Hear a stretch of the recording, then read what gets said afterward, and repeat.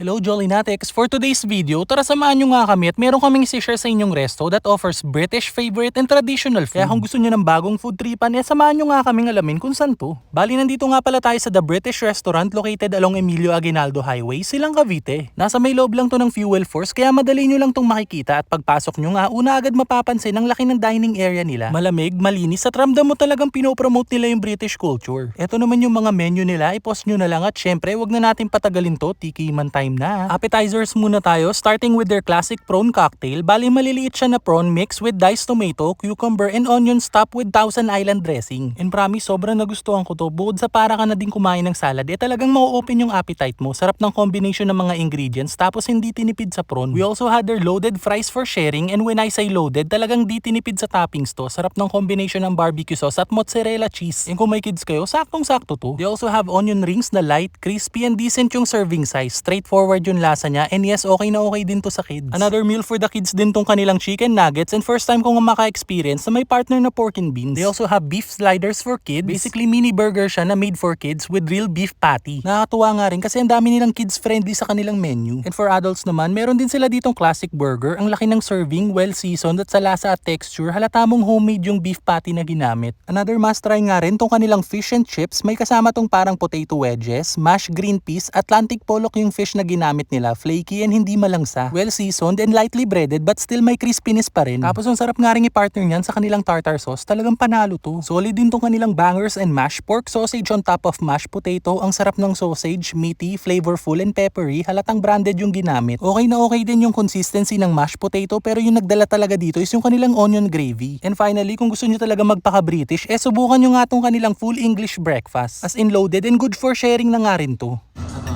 Mushroom, toast, sausage, bacon, tomato, egg, and hash brown. Tas pork and beans.